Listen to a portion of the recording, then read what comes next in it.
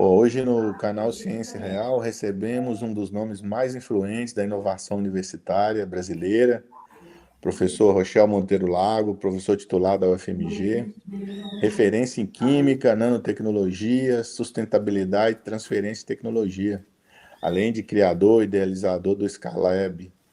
Se a gente for falar o currículo do professor Rochel aqui, termina o vídeo e não dá para fazer nenhuma pergunta. Professor, seja muito bem-vindo, muito obrigado, é uma honra aqui ter você no canal Ciência Real, falar da ciência, das universidades e das possibilidades de levar essas pesquisas para o mercado, né? Gerar riqueza para o país.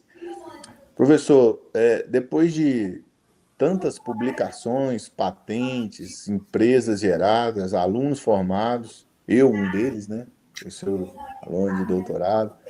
O que hoje ainda te faz acordar animado para entrar num laboratório, para ir para a universidade, professor Rochel? Muito obrigado por aceitar falar aqui no canal. Eu que agradeço, né, Luiz? A gente trabalhou junto tanto tempo aí, maior felicidade e orgulho aí da gente ter tido esse período juntos aí, né?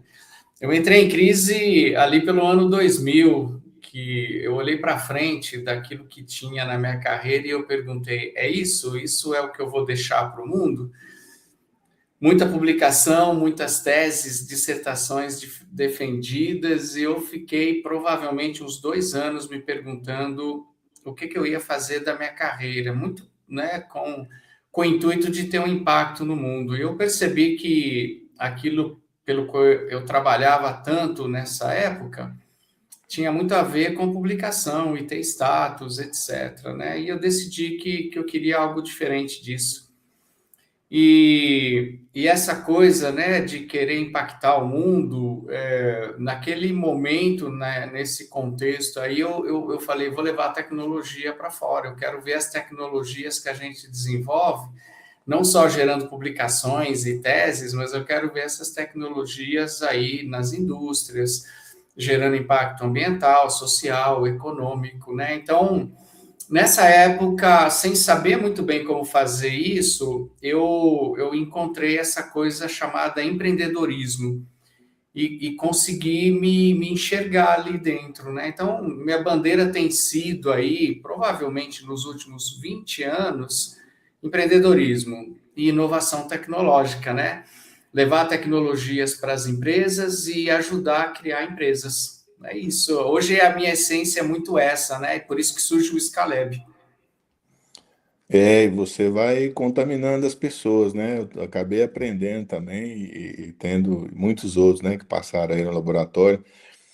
Tem alguma pesquisa ou descoberta específica que te fez dar esse estalo, esse desejo? Teve alguma que você pensou assim, agora isso aqui precisa sair da universidade, ou mais num plano de carreira mesmo? Porque existe ali, né, o que a gente sempre fala do vale da morte, né, das tecnologias que nunca chegam, nunca saem da universidade, atravessam o vale. Teve alguma que você falou, essa aqui. Preciso levar isso para fora dos muros aqui da universidade. Talvez foi em outra ordem, né? Desde que eu me tornei pesquisador, né, no departamento de Química da UFMG, sempre com uma ciência muito aplicada. Então, o desejo da ciência aplicada já existia, só a atenção não estava em levar isso para fora, né?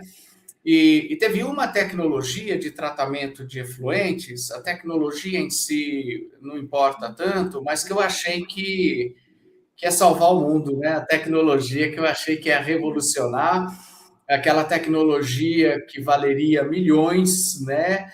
E fui mostrar isso para uma empresa, perto de Belo Horizonte, né? E foi uma experiência ruim, foi uma experiência traumática, porque ali eu entendi, né, que o mercado ele olha para outras coisas e a gente está super interessado na ciência. Foi um choque de realidade.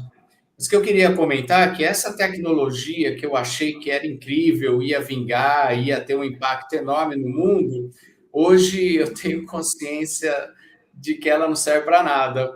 olha só, foi uma pesquisa incrível, gerou teses, gerou artigos científicos, mas do ponto de vista aplicado, do ponto de vista de mercado, é uma tecnologia que não tinha o que era necessário, né? Então, a tecnologia que eu achei que era naquela época, não era. Hoje a gente tem um olhar, eu acho que muito mais aguçado, né, para perceber essas oportunidades, né? Sair da bancada, do laboratório, da pesquisa e chegar até o mercado é um caminho super complexo, né? Então, Verdade. uma ideia incrível na bancada, uma ideia incrível de pesquisa que gerou um conhecimento incrível, não necessariamente é uma oportunidade de mercado. Então, é um universo completamente diferente da ciência e da química, né, Luiz? Verdade.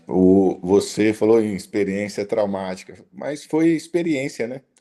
Graças a ela mudou sua visão. A gente tem sempre essa ideia de que as nossas ideias são brilhantes e revolucionárias, e na verdade não resolve a dor de quem precisa, né? A gente tem que estar lá conectado, próximo deles, da indústria. Nesse sentido, professor Rocha, eu emendo uma pergunta assim: você acha que talvez essa visão nossa de pesquisadores da universidade, né, faz é que limita a gente levar as nossas tecnologias, essa distância que a gente está de quem tem a dor, né, da indústria, porque assim, o Brasil ele produz ciência de qualidade internacional, isso é inegável, né? Pouca tecnologia chega ao mercado. Na sua visão, esse gargalo existe ainda por quê, cara? Falta financiamento, cultura empreendedora, ambiente regulatório. O que que é, Rochel, na sua experiência aí, cara? Você falou da visão, não sei se é a visão, eu acho que a coisa começa um pouquinho antes, né? É a intenção, é o querer.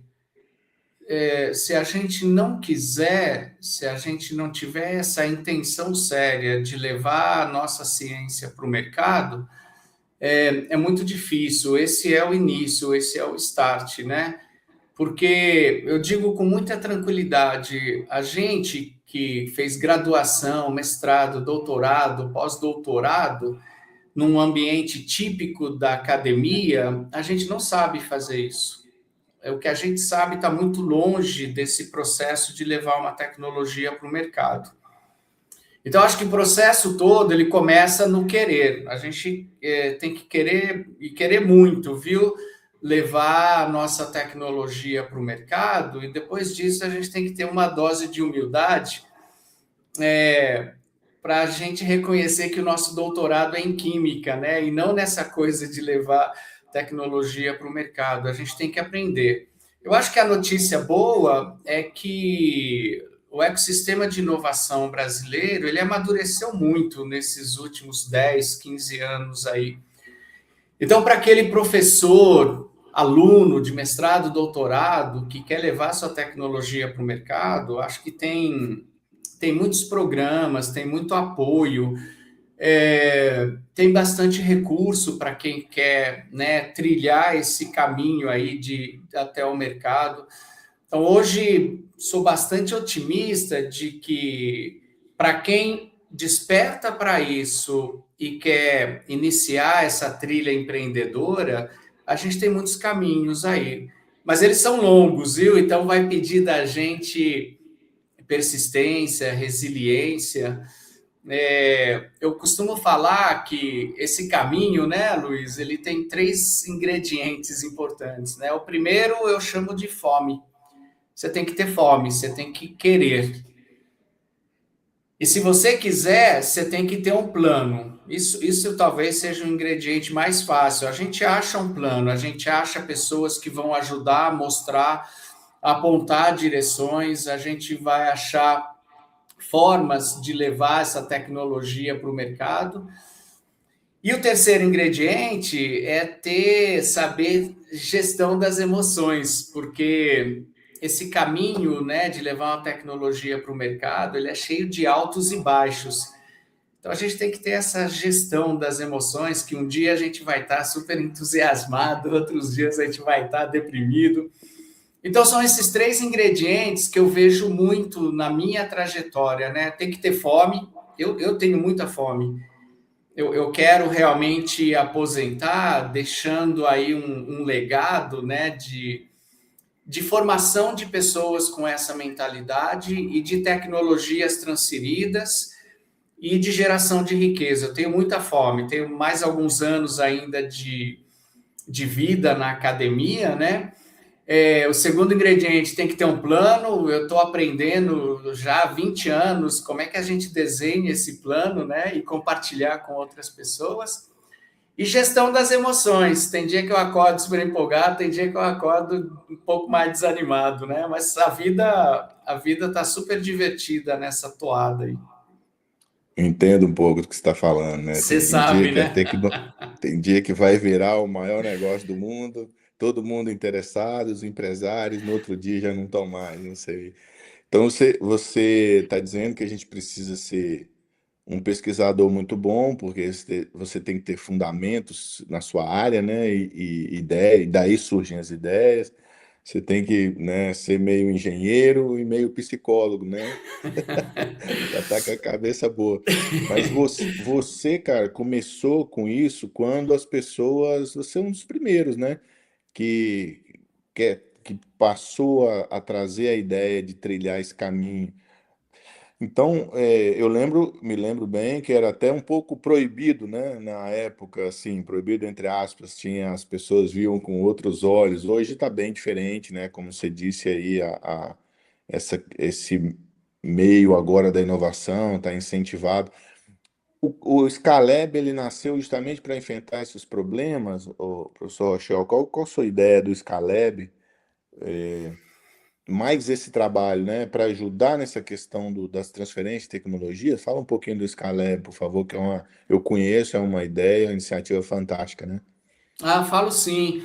Quando quando eu passei por essa fase aí de ressignificar a minha carreira, né? E que eu entendi que o que eu tinha que fazer era ajudar a levar tecnologias para o mercado, seja transferindo para a indústria, seja criando startup. Ficou muito claro que a gente chama de Vale da Morte, né? Sempre. Esse Vale da Morte é aquele momento que eu tento sair do laboratório, até o laboratório as coisas vão bem, a gente sabe trabalhar bem na escala de bancada, né, Luiz? Toda vez que a gente tentou sair da escala de bancada, aumentar a escala, fazer escalonamento, ter produto, testar esse produto com clientes, né, a gente ali pisou no Vale da Morte. Então, amadurecer tecnologias, né, do estágio da bancada para um estágio em escala piloto, me pareceu ali o primeiro grande passo, né, para ir até o mercado e talvez o primeiro grande passo que quase todo mundo naufraga, né? Se é o Vale da Morte, começa ali, tem outros passos ali, né? Então, percebendo que a comunidade química não conseguia sair dos gramas, miligramas e chegar em quilos, a gente decidiu ajudar de uma forma institucional, criando uma estrutura para escalonar tecnologias. Então, o Scaleb ele surge com esse propósito. Nós temos que ter uma infraestrutura que possa ser compartilhada, né, multiuso, com vários sistemas, reatores, né, que vários pesquisadores pudessem usar e pudessem chegar a quilos de produto, né? Então, o Scaleb surge com esse primeiro propósito, o nome Scaleb vem de escalonar, né? E o segundo propósito é, nesse processo de escalonamento, a gente trazer já algumas variáveis de negócio, de viabilidade econômica, mercadológica. Então, a gente diz que o Scaleb, ele é um centro de escalonamento e de modelagem de negócio, que na nossa concepção é a primeira ponte importante que a gente tem que atravessar o Vale da Morte. Então, o Scaleb se propôs a isso, né? Ah, muito legal. Sem dúvida, essa parte do escalonamento pega, né? Você, depois de ter participado de tanta coisa, né, cara, com a sua experiência hoje, você acha que consegue, é possível olhar uma tecnologia ou uma ideia ali nascente com um aluno, que você começa e projetar, falar, "Ó, essa ciência aqui tem condição, possibilidade de ser escalonada, de transformar, de chegar no mercado. Você consegue, no início de um projeto, pensar isso, professor? Ó, 15 anos atrás, eu olharia aquela ciência maravilhosa que alguém me apresenta e a possibilidade daquilo virar um produto, eu ia ficar muito empolgado, entusiasmado, né? Hoje eu continuo. A primeira avaliada, olhada na tecnologia sempre me deixa entusiasmado. Mas hoje a gente não dá nenhum passo de verdade se a gente não colocar números. Se a gente não fizer, Luiz, minimamente uma análise da viabilidade econômica. E tudo isso são números muito estimados, né? Mas hoje a gente consegue inviabilizar uma tecnologia muito rápido, com contas muito simples.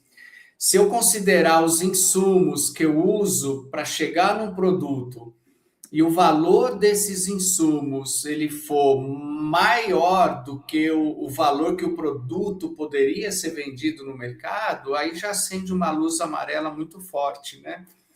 Então hoje a gente se entusiasma com as tecnologias, mas a gente vai trazer de uma maneira preliminar a viabilidade econômica. Eu consigo fazer isso por um preço competitivo? A viabilidade mercadológica, eu vou ter cliente o suficiente para comprar isso? A gente traz questões logísticas nessa hora. Tem coisa que, se eu tiver que transportar por uma distância muito grande, inviabiliza. A gente traz para a mesa questões de regulamentação, Anvisa, mapa, o quão complexo vai ser eu ter o registro desse produto para poder comercializar. A gente traz para a mesa complexidade tecnológica. Numa escala industrial, para chegar nesse produto, eu vou precisar de equipamentos super complexos que talvez eu tenha que construir, ou eu vou ter equipamentos no mercado de baixo custo que eu vou poder montar uma unidade industrial. Então, hoje, depois de tanto tempo, né, e a gente avalia tantas tecnologias, que a gente criou métodos de uma avaliação muito rápida, mas que permite a gente a fazer uma análise simples, mas que vai me dizer se aquilo tem uma chance boa, uma chance média ou uma chance baixa. E para as coisas que têm comercialmente uma chance menor, a gente não desanima não, viu? A gente faz um processo que a gente chama de pivotar. Tá? A sua tecnologia usada para essa aplicação parece que ela não tem, né, não é uma grande oportunidade, mas será que eu conseguiria usar sua tecnologia para resolver uma outra dor, um outro problema? E normalmente a gente acha, viu? Então tem nada a gente desperdiça. Legal, é que essa é a coisa boa da pesquisa, né, cara? E a universidade nos dá essa liberdade, né? E as coisas mudam, né, professor? Por exemplo, um exemplo parecido com o que você está falando aí, não de pivotar, mas de que a configuração mudou.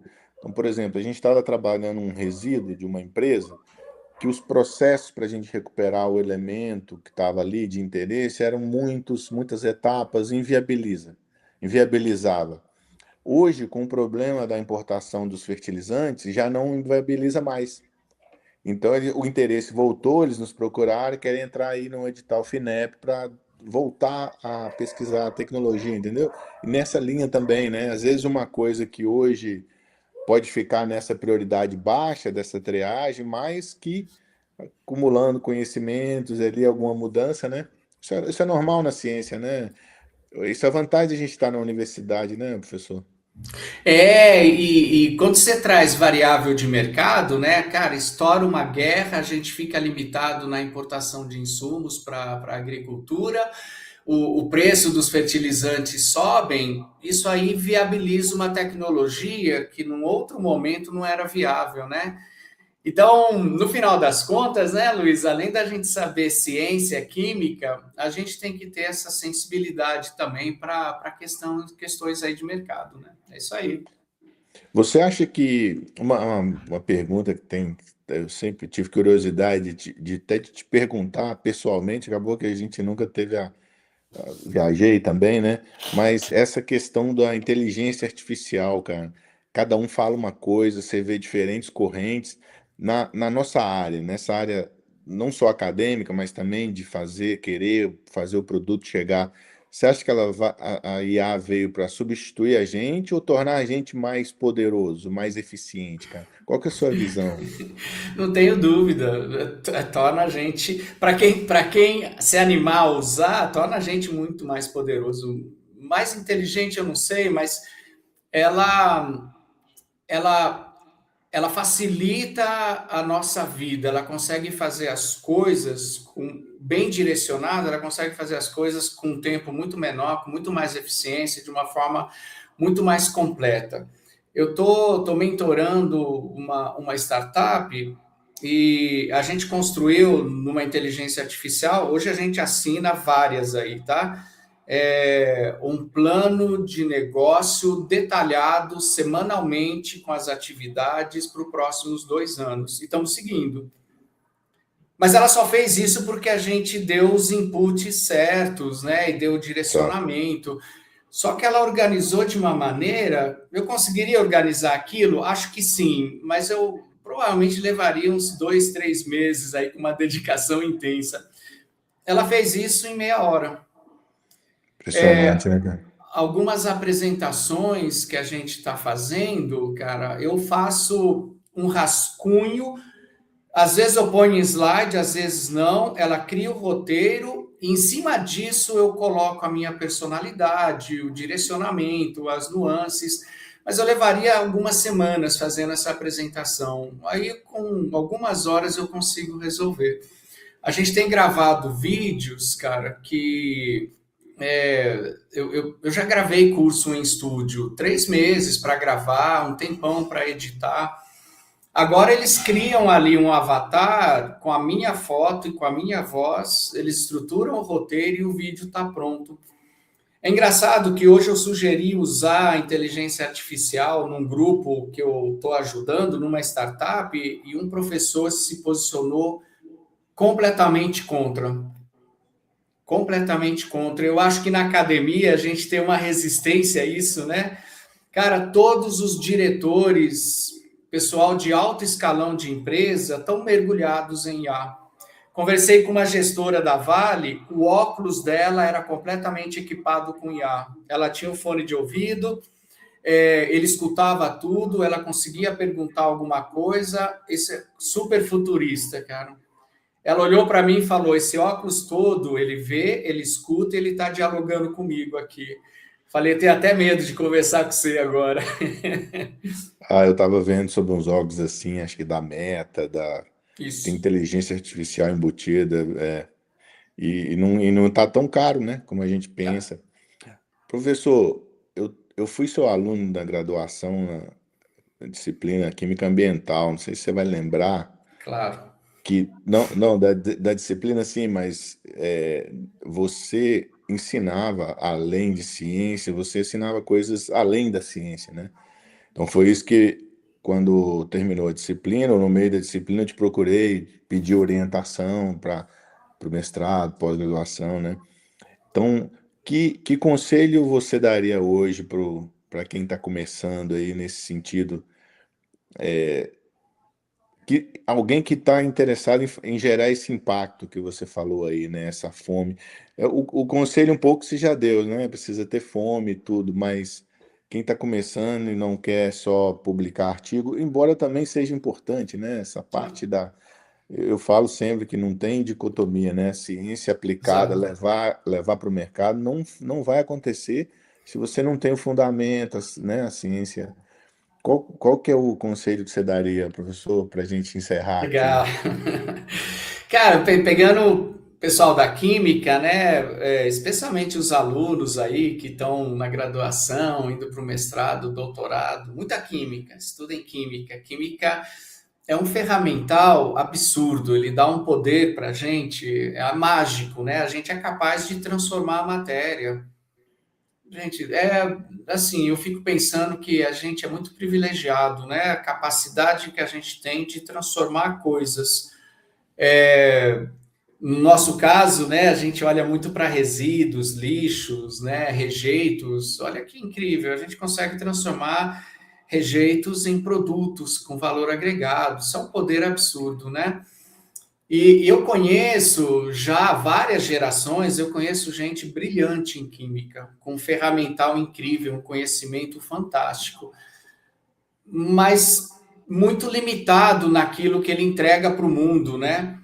Então, esses que eu chamo de hard skills, né, esses conhecimentos técnicos, eles são super importantes e é uma base importante para a gente, né? Agora, talvez IA dê muita coisa para a gente desses hard skills, né?